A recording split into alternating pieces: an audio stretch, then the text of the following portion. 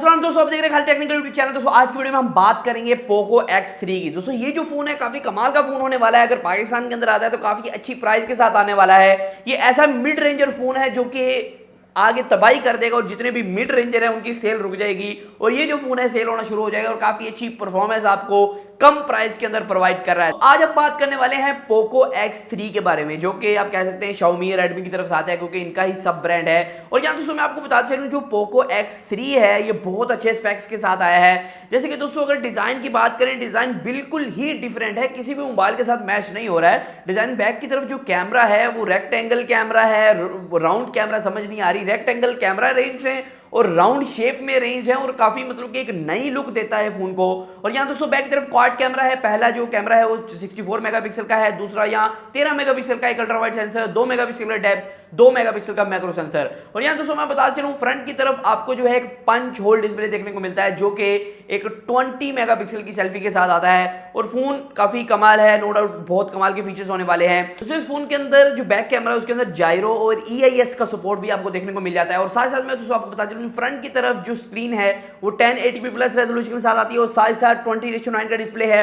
और एक और बात जो बहुत जाननी जरूरी है कि ये 90 हर्ट्ज और 120 हर्ट्ज तक डिस्प्ले जो है आप कह सकते हैं कि सपोर्ट करता है। और साथ ही साथ अगर टच सैंपलिंग की बात करें वो भी 240 हर्ट्ज तक सपोर्ट करती है, मतलब कि टच भी बहुत तेज वर्क करने वाला है, इशारे पे चलेगा आपके टच। और साथ ही साथ जो मतलब कि आपको FPS है, अगर आप कहेंगे कोई भी फ्रेम रेट है, आप गेमिंग करते हैं तो आपको 120 तक मिल सकते हैं और आप इसे ट्रांसफर भी कर सकते हैं 60, 90 और 120 के दरमियान में। और इसके अंदर एक फीचर भी दिया गया है जो कि काफी कमाल का है, जिसमें ऑटोमेटेड ये ट्रांसफर हो जाता है। मतलब कि अगर आप एक 60 FPS वाली मतलब कि 60 FPS वाली वीडियो देख रहे हैं तो खुद ब खुद ये 60 FPS पे चला जाएगा, आपकी बैटरी कम कंज्यूम हुई। जब आपकी गेमिंग के अंदर FPS कम आ रहे हैं तो खुद ब खुद ये 60 FPS तक चला जाएगा, जो कि बहुत कमाल मुझे बात लगी, क्योंकि FPS जो खुद ब खुद एक्सचेंज हो रहे हैं, मतलब कि FPS जो स्क्रीन के हर्ट्ज हैं वो खुद ब खुद जो है वो ट्रांसफर हो रहे हैं, चेंज हो रहे हैं, जिससे आपकी बैटरी भी बची रहेगी और आप जो है आसानी के साथ मजे भी ले पाएंगे। दोस्तों इसके अंदर आपको Android 10 का सपोर्ट देखने को मिलता है आउट ऑफ द बॉक्स और MIUI 12 देखने को मिलता है। दोस्तों ये जो फोन है दो वेरिएंट्स के साथ आएगा, 664 और 628। मुझे लगता है पाकिस्तान के अंदर 628 वाला लॉन्च होगा,